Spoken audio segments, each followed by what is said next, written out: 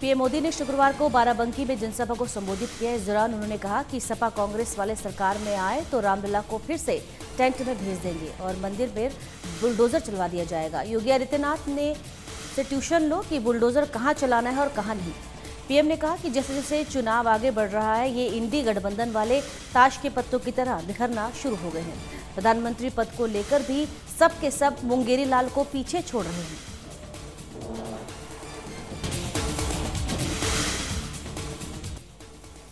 वहीं बाराबंकी में चुनावी जनसभा को संबोधित करने के बाद पीएम मोदी हमीरपुर पहुंचे, जहां उन्होंने बीजेपी प्रत्याशी के समर्थन में जनसभा को संबोधित किया।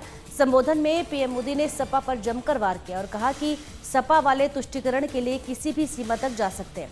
कल्याण सिंह देश के इतने महान नेता थे, उन्होंने पिछड़ों का इतना सम्मान बढ़ाया, उनका निधन हुआ तो सपा के मुखिया उन्हें श्रद्धांजलि देने तक नहीं गए। कारण यही है कि कल्याण सिंह राम भक्त थे, लेकिन जब उत्तर प्रदेश में एक माफिया की मौत होती है तो ये लोग उसकी कब्र पर फातिहा पढ़ने चले जाते हैं।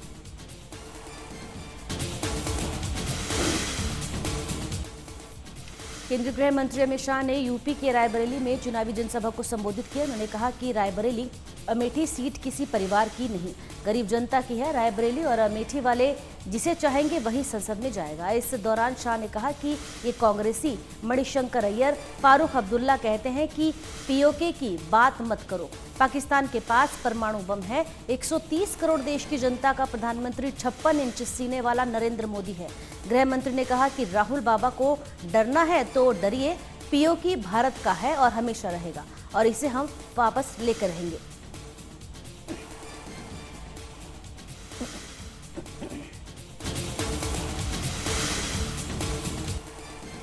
लोकसभा चुनाव को लेकर बीजेपी के तमाम स्टार प्रचारक चुनाव लगातार में जुटे हुए हैं। इसी कड़ी में रक्षा मंत्री राजनाथ सिंह चुनाव प्रचार के लिए उत्तर प्रदेश के बलिया पहुंचे, जहां उन्होंने बीजेपी प्रत्याशी के समर्थन में चुनावी जनसभा को संबोधित किया। संबोधन में सपा पर तंज कसते हुए उन्होंने कहा कि साइकिल की चैन उतर चुकी है। 2017 और 2022 के विधानसभा चुनाव में भी आपके साइकिल की चैन को चढ़ने नहीं दिया। 10 साल तक जिस साइकिल पर चैन ना हो, वे आगे कैसे बढ़ेगी।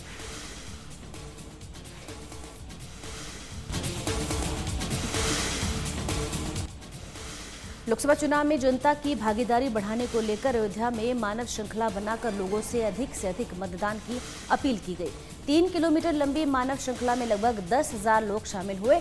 इस मतदाता जागरूकता रैली में महिलाओं ने पिंक रैली और दिव्यांगजनों ने रैली में शामिल होकर लोगों से पहले मतदान फिर जलपान करने की अपील की। इस मौके पर जिला निर्वाचन अधिकारी नीतीश कुमार और एसपी राजकरण नैयर ने भी लोगों से बढ़ चढ़कर मतदान करने की अपील की।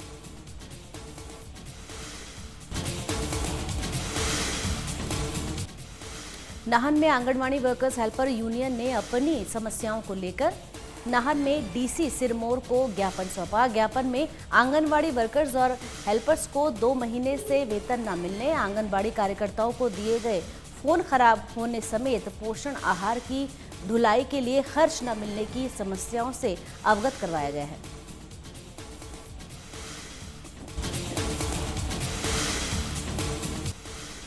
हिमाचल प्रदेश में लोकसभा चुनाव को लेकर बीजेपी के स्टार प्रचारकों का आगमन 18 मई और 19 मई से शुरू होगा।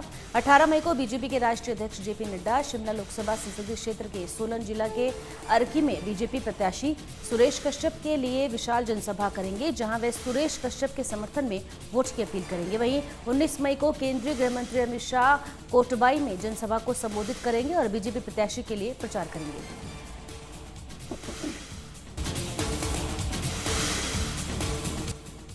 दिल्ली पुलिस की स्पेशल सेल ने मोस्ट वांटेड गैंगस्टर हिमांशु भाऊ गैंग के एक शूटर अजय को मुठभेड़ में मार गिराया है। बताया जा रहा है कि मुठभेड़ आउटर दिल्ली के भलसवा डेयरी इलाके में हुई। पुलिस के मुताबिक मारा गया आरोपी तिलक नगर फायरिंग में वांटेड था। इसके साथ ही अलीपुर में हुई मुठभेड़ में शूटर अभिषेक उर्फ चूरन को पुलिस ने धर दबोचा है। ये आरोपी भी हिमांशु भाऊ गैंग का शूटर है। बता दें कि बीते 6 मई को 2 शूटर्स ने दिल्ली के तिलक नगर में फायरिंग की वारदात को अंजाम दिया था।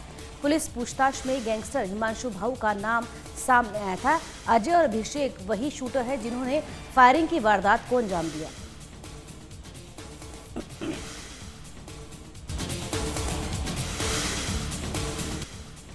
मुख्यमंत्री पुष्कर सिंह धोमी ने शुक्रवार को सचिवालय में चार धाम यात्रा व्यवस्थाओं की समीक्षा करते हुए चार धाम यात्रा से जुड़े जिलों के जिलाधिकारियों से विभिन्न व्यवस्थाओं का फीडबैक लिया।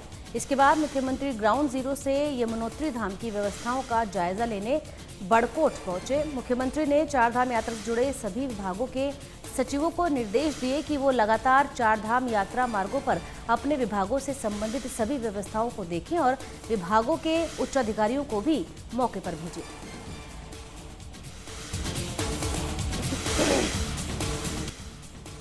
उत्तराखंड सरकार ने चारधाम यात्रा में बढ़ती भीड़ को देखते हुए शुक्रवार को वीआईपी दर्शन को लेकर नया आदेश जारी किया है, जिसमें वीआईपी दर्शन पर लगी रोक 31 मई तक बढ़ाए दिए जाने की जानकारी श्रद्धालुओं को दी गई। उत्तराखंड की मुख्य सचिव राधा रतूड़ी ने कहा कि चारधाम के दर्शनों के लिए श्रद्धालुओं की भारी भीड़ देवभूमि पहुंच रही है। ऐसे में सभी श्रद्धालु आसानी से चार धामों के दर्शन कर सके, इसलिए सरकार ने ये फैसला लिया है कि चार धामों में मंदिर परिसर में 50 मीटर के दायरे में वीडियोग्राफी, सोशल मीडिया के लिए रील बनाने पर प्रतिबंध लगाने का आदेश भी जारी किया गया है।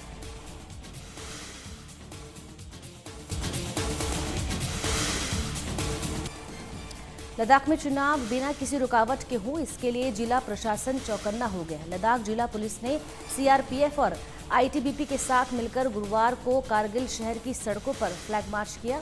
लद्दाख पुलिस का कहना है कि सभी पोलिंग बूथों पर सुरक्षा के कड़े इंतजाम किए गए। बता दें कि लद्दाख देश का सबसे बड़ा चुनावी क्षेत्र है। यहाँ 20 मई को लोकसभा चुनाव के 5वें दौर में वोटिंग होगी।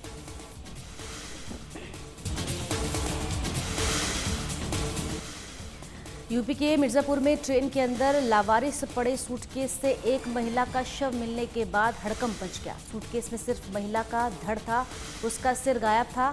पुलिस ने शव को कब्जे में लेकर पोस्टमार्टम के लिए भेज दिया है। रेलवे पुलिस भी मामले की जांच में जुट गई है। यात्रियों से पूछताछ के अलावा सीसीटीवी आदि भी खंगाले जा रहे हैं।